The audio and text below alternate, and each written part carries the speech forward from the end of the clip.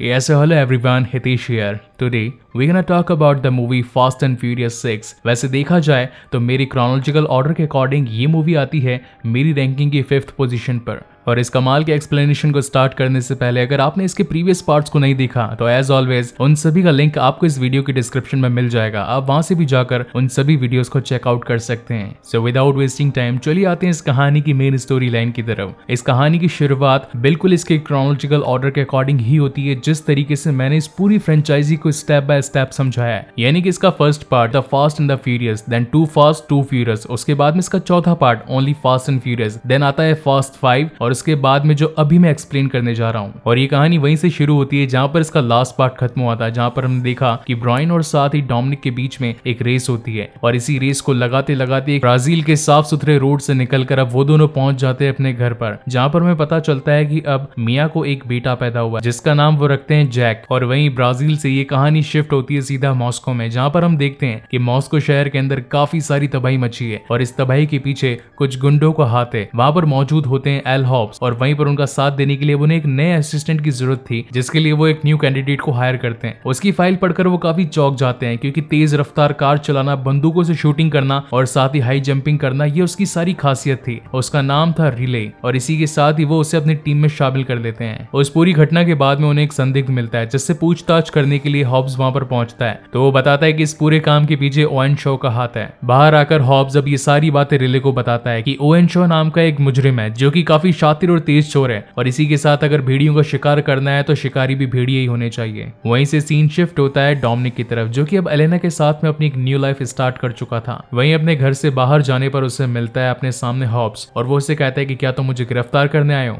तो हॉब्स कहता है कि मैं तुम्हें गिरफ्तार करने नहीं बल्कि तुम्हारे लिए एक काम लेकर आया हूँ। तो डोमिनिक उससे मना कर देता है। वो कहता है कि मैं तुम्हारे साथ कोई काम नहीं करना चाहता क्योंकि हर बार तुम्हारे साथ जब भी काम करता हूँ जान का जोखिम होता है। तो हॉब्स उसे कहता है कि इस बार मैं एक ऐसा काम लेकर आया हूँ कि जिसे करने के लिए तुम खुद मुझसे मिन्नतें मांगोगे। एक बार इस रिपोर्ट को पढ़ लेना, जब तक तुम पढ़ोगे मैं तुम्हारा नीचे इंतजार करूंगा। और उसके जाने के बाद में जब डोमिनिक उस फाइल को ओपन करता है तो उसमें उसे मिलती है लैटी की फोटो और जब वो उसे देखते हो तो काफी शॉक हो जाता है क्योंकि उसके माइंड में अभी तक ये था कि लैटी की डेथ हो चुकी है और उसने खुद उसका फ्यूनरल अटेंड किया था। और इन्हीं बातों को सुनकर अब डोमिनिक सीधा पहुंच जाता है हॉब्स के पास में और वो उससे पूछता है कि आखिर प्लान क्या है। तो हॉब्स उसे कहता है कि ये काम तुम अकेले नहीं कर सकते, इसके लिए मुझे तुम्हारी टीम की जरूरत है क्योंकि तुम्हारी टीम ही वर्ल्ड की एक ऐसी टीम है जो कि हर नामुमकिन काम को मुमकिन कर सकते हो। और इसके बाद सारे टीम मेंबर्स पर एक एक करके सीन शिफ्ट होते जाते हैं, कभी मकाओ कभी टोक्यो। रोमन पियर्स दिखाया जाता है जो कि अपनी गर्लफ्रेंड्स के साथ में मकाओ जा रहा था। वहीं पर हमें दिखाया जाता है तेज पार्कर जिसने अब काफी अच्छी बॉडी भी बना ली है। वहीं अगले सीन में हमें दिखाया जाते हैं हान और साथ ही गिजेल जो कि अपनी लाइफ टोक्यो में स्पेंड कर रहे थे। और जैसे ही उन सभी के पास में डोमिनिक का कॉल आता है तो सभी उसका कॉल सुनते ही अपनी डायरेक्शन चेंज करके उससे मिलने के लिए पहुंच जाते हैं। वहीं पर अब सीन दिखाया जाता है ब्रायन की तरफ जिसका अब एक बेटा है और एक खुशहाल जिंदगी है। डोमिनिक उसे सिर्फ ये इन्फॉर्म करने आया था कि मैं एक मिशन पर जा रहा हूँ जिसके अंदर जान का काफी खतरा है। तो ब्रायन उससे पूछता है कि आखिर मिशन किस तरीके का है, मुझे बताओ। हालांकि डोमिनिक वो सारी डिटेल्स तो नहीं देना चाहता था, लेकिन ब्रायन के जोर देने पर वो उससे बता देता है कि मुझे पता चला है कि लैटी अभी जिंदा है। अब जब ब्रायन को ये पता चला कि लैटी जिंदा है तो उसे अपनी सारी प्रीवियस यादें याद आने लगती है क्योंकि वही एक शख्स था जिसने लैटी को FBI के काम के लिए ब्रागा के पास भेजा था और इसी वजह से उसकी डेथ हुई थी। और जब ब्रायन ये सारी बातें रिकॉल करता है तो वो डोमिनिक का साथ देने के लिए तैयार हो जाता है और वो कहता है कि इस काम में मैं भी तुम्हारा साथ दूंगा। और अब वो दिन आता है जब डोमिनिक की पूरी टीम हॉब्स के एक हेडक्वार्टर के अंदर मिलती है। वहां पर सभी जने एक दूसरे से मिलकर काफी खुश थे, बस कमी थी तो सिर्फ सेंटोस और लियो की। तो सब आखिर हॉब्स से पूछते हैं कि हमें यहाँ पर बुलाने का मेन रीजन क्या है। तो हॉब्स उन्हें बताता है कि ओवेन शॉ नाम का एक माफिया है, उसके पास में एक बहुत ही खास चिप है। तो रोमन बोलता है कि आखिर इस चिप में ऐसा क्या खास है। तो हॉब्स बताता है कि अगर जंग के दौरान किसी सैनिक की 1 सेकंड के लिए भी आंख बंद हो जाए तो वो 1 सेकंड उसकी मौत का कारण बन सकता है। वहीं अगर पूरा शहर 1 दिन के लिए पूरा बंद हो जाए, ना तो कोई सैटेलाइट, ना ही कोई कैमरा और ना ही कोई CCTV फुटेज, तो उस शहर का क्या हाल होगा। और यही काम ये चिप करती है। अगर ये चिप गलत हाथों में पड़ गई तो पूरा शहर तबाह हो सकता है और इसी चिप के पीछे पड़ा है ओवेन शॉ, इसीलिए हमें उससे पहले इस चिप को चुराना है। 4 दिनों के बाद में इस चिप को मॉस्को से सरहद सरहद के बाहर लेकर जाया जाएगा। और ये वही मोमेंट होगा जब ओवेन शो भी अपनी सारी प्लानिंग कर चुका होगा, मगर उससे पहले हमें इस शिप को चुराना है। हॉब्स ने जिस संदिग्ध को पकड़ा था वो उसी की मदद से उस पर ट्रांसमीटर लगाकर उसे ओवेन शो के पास भेजते हैं और इसे कहते हैं कि जाकर पता लगाओ कि आखिर उसका फ्यूचर प्लान क्या है। जब वो उसके अंदर जाता है तो ओवेन शो से कहता है कि अच्छा तुम आ गए, चलो अच्छा ही अगर तुम आए गए तो लो मैंने तुम्हारे लिए तुम्हारा हिस्सा भी रखा है। तो वो कहता है कि हिस्सा किस चीज का? तो वो कहता है कि फ्यूचर में जो तुम काम करोगे उसके लिए तुम्हें तुम्हारा पैसा तो मिलना ही चाहिए। और वो उसे बैग देकर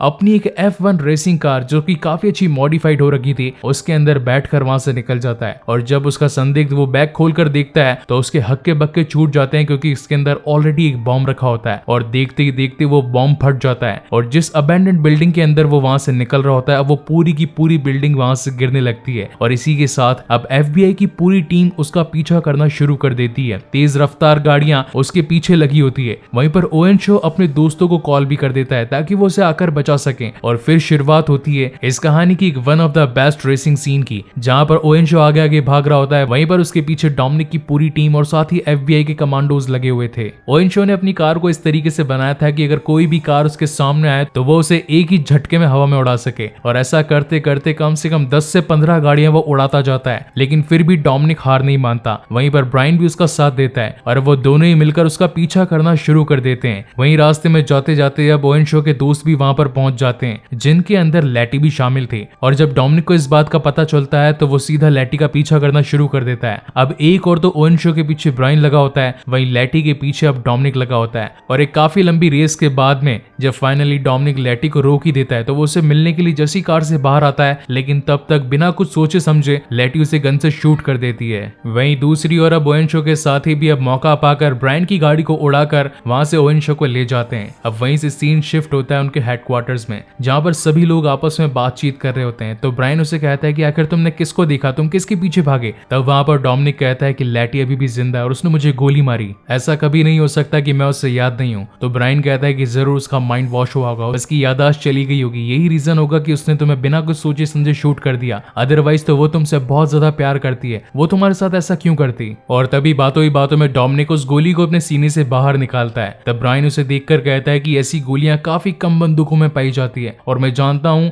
कि यहाँ मॉस्को के अंदर कौन सा शख्स है जो कि ऐसी गोलियां और साथ ही ऐसी बंदूक रखता है। वहीं से सीन शिफ्ट होता है ओवेन शो के हेडक्वार्टर्स में, जहां पर उसकी पूरी टीम उसका इंतजार कर रही थी। और इसी के साथ उसका एक खबरी वहां पर उसे काफी सारे डॉक्यूमेंट्स देता है। ये वही डॉक्यूमेंट्स थे जिसके अंदर डोमिनिक और साथ ही उसकी पूरी टीम की डिटेल्स थी कि कौन इंसान कहां से आया है और आज तक किसने कौन कौन से क्राइम करे हैं। वहीं अब दूसरी ओर तेज पार्कर उन सभी को कहता है कि अगर हमें उनका पीछा करना है तो हमें उनकी तरह तेज रफ्तार गाड़ियां चाहिए होगी। तुमने देखा कि किस तरीके से वो लोग गियर शिफ्ट कर रहे थे, उनके पिस्टन कुछ अलग ही थे और उनकी रेसिंग स्टाइल भी बिल्कुल अलग थी। अगर हमें उनकी तरह सोचना है तो उनकी तरह गाड़ियां भी रखनी होगी। और इसी बात को सुनकर अब हॉब्स और साथ ही तेज पहुंच जाते हैं गाड़ियों के बहुत ही शानदार प्लेस पर, जहां पर काफी महंगी महंगी गाड़ियां बिक रही होती है। वहां का एक ऑनर था और वो उन्हें देखकर कहता है कि तुम क्या वेटर्स हो? यहाँ पर तो सारे लोग ब्लैक सूट में आते हैं जिनके साथ काफी सारी गर्लफ्रेंड्स होती है, पर तुम्हें देखकर तो ऐसा नहीं लगता। मुझे लग रहा है कि शायद तुम जरूर वेटर होगे और अभी यहाँ पर वेटर्स की कोई जरूरत नहीं है, तुम यहाँ से जा सकते हो। और तब वहां पर इस बात को सुन के तेज को काफी ज्यादा गुस्सा आ जाता है, क्योंकि तेज ने तो इससे पहले 55 करोड़ डॉलर की एक इतनी बड़ी लूट करी थी, तो ये सारी गाड़ियां तो उसके लिए आम बात थी। और इस बात को सुनने के बाद तो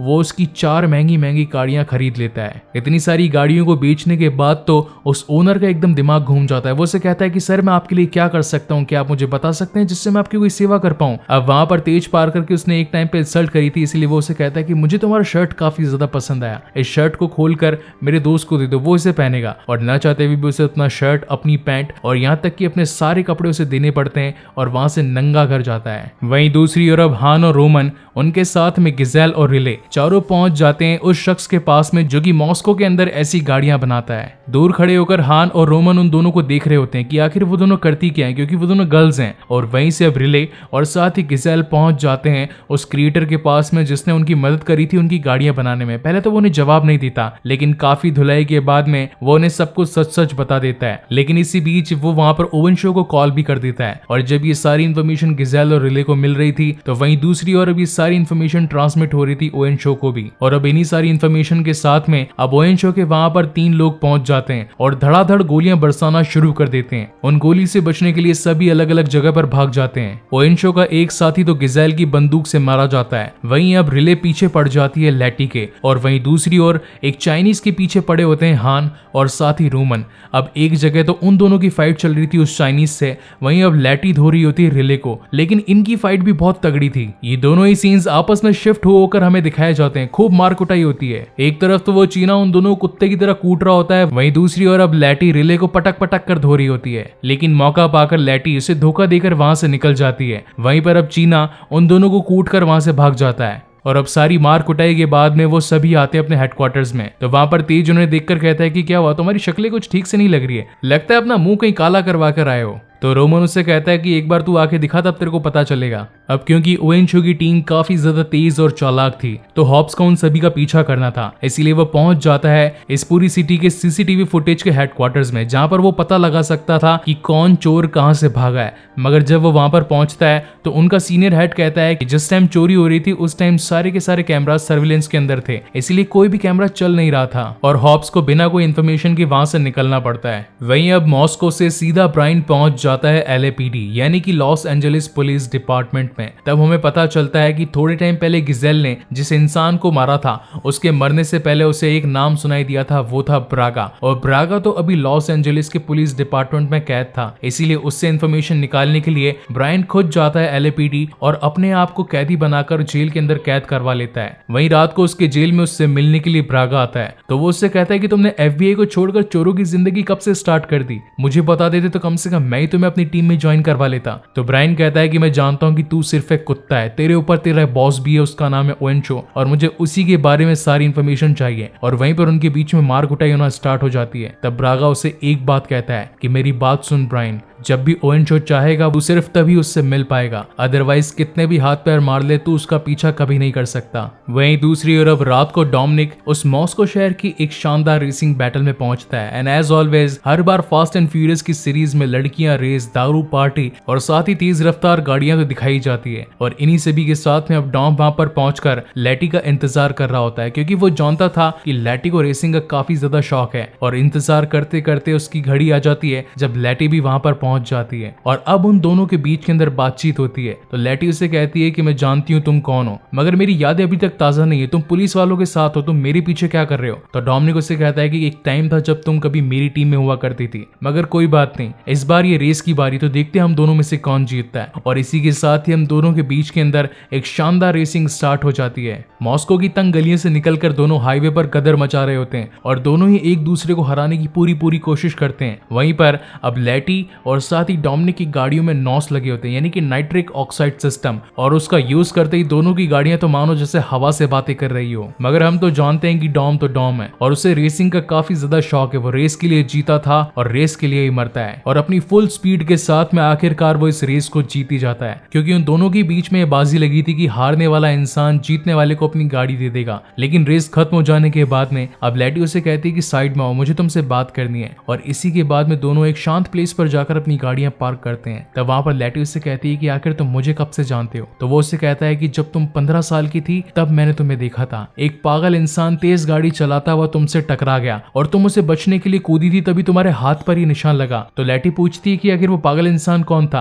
तो डोमिनिक कहता है कि वो और कोई शख्स नहीं बल्कि मैं खुद था। और उसके बाद में वो 2-3 चोटें उसकी और दिखाता है और साथ ही उसके पास्ट की बातें उसे याद कराता है। इन बातों को सुनकर लैटी कहती है कि तुम शायद ही ये बातें सच कह रहे हो, मगर मुझे ये बातें कुछ याद नहीं आ रही है, क्योंकि जिस लड़की की तुम तलाश कर रहे हो शायद वो मैं नहीं हूँ। मैं अपनी याददाश्त पूरी तरह खो चुकी हूँ। मगर फिर भी डोमिनिक उसे ज्यादा फोर्स नहीं करता और उसके गले में जो अपना एक लॉकेट था वो उसे वापस दे देता है और साथ ही ये बोल देता है कि ये हमेशा से तुम्हारा था और तुम्हारा रहेगा। इस बात को सुनने के बाद में लैटी उसका लॉकेट लेकर वहां से निकल जाती है, मगर तभी उसके जाने के बाद वहां पर पहुंच जाता है ओएनशो और उससे कहता है कि लैटी कैसी लगती है तुम्हें, एक टाइम था जब तो तुम आपस में प्यार करते थे, आशिक थे, लेकिन अब क्या हो गया। उसका पूरी तरीके से माइंड वॉश हो गया और तभी वहां पर वो एक फ्लैशबैक स्टोरी स्टोरी बताता है। वो उससे कहता है कि जब लैटी ने ये डिसाइड किया कि वो FBI की अंडरकवर एजेंट बनकर ब्रागा को पकड़वा देगी, लेकिन तभी ब्रागा को पता चल गया था कि वो एक पुलिस वाली है और तभी उसने फीनिक्स को उसे मारने के लिए भेजा। लेकिन जब फीनिक्स उसे मारने के लिए गया तो उसने वहां पर एक गलती कर दी। उसने उसके सर पर गोली नहीं चलाई बल्कि उसकी गाड़ी के पेट्रोल पंप पर गोली चला दी, जिससे कि वहां पर एक बहुत ही बड़ा ब्लास्ट हुआ और उस ब्लास्ट के चलते लैटी मरी तो नहीं बल्कि वहां से नीचे गिर गई और अगले दिन वो मुझे मिल गई। मैंने उसे हॉस्पिटलाइज्ड किया और तब मुझे पता चला कि वो अपनी सारी यादें खो चुकी है, बिल्कुल एक कोरे कागज की तरह, और ऐसा कोरा कागज कौन नहीं पाना चाहेगा। तो डोमिनिक उससे कहता है कि उससे दूर रहना वरना मैं तुम्हारी जान ले लूंगा। और तभी ओवेन शो कहता है कि मेरे भाई ने मुझे कहा था कि जब भी कोई मौका मिले तो उस मौके को छोड़ना नहीं चाहिए। और तभी डोमिनिक के सीने पर एक रेड कलर का डॉट दिखाया जाता है। इसका मतलब ये था कि कोई डोमिनिक पर नजर रखा हुआ था कि अगर डोमिनिक ने कुछ गड़बड़ करी तो वो उसे शूट कर देगा। लेकिन बातों ही बातों में पता चलता है कि ओवेन शो के सीने पर भी एक रेड डॉट आ चुका था, यानी कि उसका साथ देने के लिए अब वहां पर हॉब्स पहुंच चुका था और दोनों की सीनों पर अब टारगेट होने की वजह से वो दोनों वहां से जाने का डिसाइड करते हैं। और इस तगड़ी कन्वर्सेशन के बाद में दोनों अपने अपने हेडक्वार्टर्स के लिए निकल जाते हैं। वहीं अब अगले दिन उनका साथ देने के लिए पहुंच जाता है ब्रायन भी हॉब्स के हेडक्वार्टर्स पर और तब सभी डिसाइड करते हैं कि आज है चौथा दिन और आज वही दिन है जब मिलिट्री बेस से उस शिप को सरहद के पार पहुंचाया जाएगा, इसलिए हम सभी को सीधा सरहद तक पहुंचना चाहिए। मगर तब डोमिनिक कहता है कि ओवेन शो इतना बुद्धू नहीं कि वो मिलिट्री बेस पर आकर चोरी करेगा, वो उसे चलते रास्ते से चोरी करने की कोशिश करेगा, तो हमें उसकी तरह सोचना चाहिए। और इसी के साथ ही अब हमें एक मॉस्को का बहुत ही बड़ा ब्रिज दिखाया जाता है जहां पर अब डोमिनिक की पूरी टीम अपनी तेज रफ्तार गाड़ियों के साथ में जाने लगती है। वहीं दूसरी ओर अब पूरी की पूरी ओवेन शो की टीम भी तैयार थी और यहीं से शुरुआत होती है इस कहानी की सबसे बेस्ट सीन की, जहां पर ओवेन शो की टीम चाहती थी कि वो मिलिट्री बेस की निकली गाड़ियों से उस चिप को चुरा ले। वहीं पर अब डोमिनिक की टीम चाहती थी कि उस चोरी के बाद में वो उनसे पहले उस चिप को लेकर निकल जाए। और इसी अफरा तफरी के बीच में अब वहां पर सारी की सारी मिलिट्री बेस की गाड़ियों के पीछे अब लग जाती है ओवेन शो की पूरी टीम और अपनी चालाकी के साथ में मिलिट्री बेस के सभी आर्मी सोल्जर्स को मारकर उस पूरे ट्रक और साथ ही उनकी सभी गाड़ियों को अपने कब्जे में ले लेती है। लेकिन डोमिनिक की टीम भी रुकने वाली कहां थी और वो भी अब उनके ऊपर हमला करना शुरू कर देते हैं। लेकिन तब हमें पता चलता है कि जिस ट्रक के अंदर वो लोग बैठे हैं वो ट्रक खाली नहीं बल्कि उसके अंदर एक बख्तरबंद टैंक था और उसी की मदद से अब वो लोग बाहर आ जाते हैं और अब उस टैंक के साथ में वो लोग पूरी के पूरे शहर के अंदर तबाही मचाना शुरू कर देते हैं। उन लोगों के सामने जो भी गाड़ी आती है वो उन्हें चीबड़ा करते हुए आगे निकलते जाते हैं। अब एक तरफ तो डोमिनिक और उसकी पूरी टीम ये सोच रही होती है कि हम इसे रोकेंगे कैसे, क्योंकि उनके पास तो टैंक है, अगर हमने जल्दी कुछ नहीं करा तो वो उस शिप को लेकर यहाँ से निकल जाएंगे। वहीं दूसरी तरफ ओवेन शो अपने टैंक के साथ में वहां पर धमाके करना शुरू कर देता है, वहां के ब्रिज को उड़ा देता है जिसकी वजह से रोड पर सारी गाड़ियां अपना कंट्रोल खो चुकी होती है। लेकिन इसी बीच गिजेल ने एक ऐसा यंत्र बनाया था जिसके अंदर एक काफी मजबूत तार होता है जो कि टाइटेनियम और वाइब्रेनियम से मिलकर बना होता है और इसे वो यूज कर देती है उनके टैंक पर। और अब उसके टैंक पर चला देने के बाद में उनकी मेन गाड़ी भी अब टैंक के चपेट में आ जाती है और अब वो टैंक बिना रुके सड़क पर एक वहशी दरिंदे की तरह घूम रहा होता है, सारी गाड़ियों को तहस नहस कर रहा होता है। लेकिन क्योंकि अब उनके तार से बंधी एक पीछे गाड़ी थी जिसकी वजह से उनका लोड काफी ज्यादा बढ़ गया था, तो ओवेन शो वहां पर लैटी को कहता है कि टैंक से बाहर निकलो और वो तार काट दो क्योंकि हमारा वजन बढ़ गया है। लैटी टैंक से बाहर निकलती है और उस रस्सी को काटने की कोशिश करती है, मगर तभी वहां पर ओवेन शो एक बहुत ही गंदी चाल चलता है। वो ये नहीं चाहता था कि डोमिनिक को उसका प्यार मिले। अब वो ब्रिज के अंदर उस गाड़ी को पटक देता है जिससे कि उनका तार बंधा हुआ था और इसी वजह से अब लैटी भी गिरने लगती है। लेकिन तभी उसे बचाने के लिए वहां पर पहुंच जाता है डोमिनिक और एक बड़ी सी जंप के बाद में लैटी को वहां से निकाल कर बचा ही लेता है। और इसी के साथ ही अब ओवेन शो पूरी तरीके से पुलिस की कस्टडी के अंदर होता है और सारे मिलिट्री बेस वाले बस उसे जेल में डालने वाले होते हैं। मगर तभी वहां पर ओवेन शो कहता है कि तुम्हारे लिए एक कॉल है डोमिनिक, और जब डोमिनिक उस कॉल को उठाता है तो उसे पता चलता है कि अलीना और साथ ही मिया पर अब ओवेन शो के लोगों ने हमला कर दिया है और अगर हमने इसे यहाँ से नहीं छोड़ा तो वो लोग उन दोनों को जान से मार देंगे। और अब नहीं चाहते हुए भी डोमिनिक और उसकी पूरी टीम को ओवेन शो को रिलीज कर देने के ऑर्डर्स देने पड़ते हैं और इन ऑर्डर्स को देने के बाद में सारा मिलिट्री बेस अब ओवेन शो को छोड़ देता है और वहीं से शो उस चिप को लेकर भागने लगता है एक प्लेन के अंदर। लेकिन तभी वहां पर तेज पार्कर का तेज दिमाग चलता है और वो सारे के सारे नेटवर्क्स की तारे काट देता है जिसकी वजह से कोई भी कहीं पर कॉल ना कर पाए। एक तरफ तो शो अपने लोगों को कॉल कर कहता है कि मिया और अलीना को जान से मार दो, लेकिन अब क्योंकि नेटवर्क की सारी तारी कट चुकी थी तो उनका नेटवर्क बिल्कुल डाउन हो जाता है। और तब बारी आती है डोमिनिक और उनकी पूरी की पूरी टीम की और अब वो उसका पीछा करना शुरू कर देते हैं क्योंकि उनका मेन काम था उस चिप को बचाना, क्योंकि अगर वो चिप को बचा लेते हैं तो हॉब्स की डील के मुताबिक उनके ऊपर जितने भी गुनाह लगे वो सारे के सारे माफ हो जाएंगे। कम से कम 20 मिनट चलने वाले इस प्लेन चेजिंग सीन को मैं ज्यादा एक्सप्लेन नहीं करने वाला हूँ, क्योंकि मैं चाहता हूँ कि एक एक्सपीरियंस करने वाली चीज है, इसलिए आप इस मूवी को देखकर इस सीन को खुद एंजॉय करें। इसका फाइनल कंक्लूजन ये निकलता है, डोमिनिक की पूरी टीम उस प्लेन को ब्लास्ट कर देती है और इस ब्लास्ट के अंदर ओवेन शो भी मारा जाता है और वहीं पर उनके पास में अब वो चिप भी आ जाती है जिसके अंदर एक शहर को पूरी तरीके से प्रोटेक्ट करने की इंफॉर्मेशन होती है। लेकिन इस पूरे काम के बीच में गिजेल जान से मारी जाती है, लेकिन एक दुनिया पर आने वाला एक बहुत ही बड़ा हादसा टल जाता है और इसी के बाद में अब पूरी की पूरी टीम अब अपने घर वापस आ जाती है। और जैसा कि फास्ट एंड फ्यूरियस मूवीज का एक ही मोटो है कि फैमिली सबसे बड़ी होती है और हर किसी को घर लौटकर तो आना ही पड़ता है। और अब इनकी फैमिली पूरी तरीके से कंप्लीट हो चुकी थी, क्योंकि डोमिनिक को जिसकी तलाश थी वो और कोई नहीं बल्कि लैटी खुद थी और अब लैटी उसके साथ रहना स्टार्ट कर देती है। वहीं पर अपने आखिरी अलविदा को देने के लिए अलीना भी वहां पर पहुंचती है और तब वहां पर अलीना और साथ ही लैटी कहते हैं कि डोमिनिक को हमेशा से ही बड़े बड़े पंगे लेने का शौक है और रहेगा। वहीं पर अब हॉब्स भी पहुंच जाता है और वो कहता है कि सरकार ने तुम्हारे इस्तीफे की मंजूरी कर दी है, यानी कि अब तुम लोगों के सर पर जितने भी गुनाह थे वो सारे के सारे माफ कर दिए गए हैं। और इसी के साथ एक हैप्पी एंडिंग होती है और ये मूवी यहीं पर खत्म होती है। वहीं पर इस मूवी के पोस्ट क्रेडिट सीन में हमें दिखाया जाता है कि ओवेन शो, जो कि अब प्लेन हादसे के अंदर काफी ज्यादा जख्मी था, उसका एक बड़ा भाई भी है जिसका नाम है डेकर्ड शो और वो सीधा जाकर टोक्यो में हान को जान से मार देता है। और एक तगड़े सस्पेंस के साथ में ये मूवी यहीं पर खत्म होती है। सो गाइज, आपको ये वीडियो कैसा लगा प्लीज मुझे लाइक और कमेंट करके जरूर बताइएगा और अगर पहली बार इस चैनल पर आए तो इसे सब्सक्राइब जरूर कीजिएगा। इसके बाद में मैं आप सब लोगों की मोस्ट अवेटेड मूवी यानी कि fast and furious Tokyo drift जल्दी आपके सामने पेश करूंगा। And seriously guys, Tokyo drift के गाने इस पूरी फ्रेंचाइजी के अंदर सबसे बेस्ट गाने हैं। And once again thank you so much for watching this video. मिलते हैं अगले वीडियो में।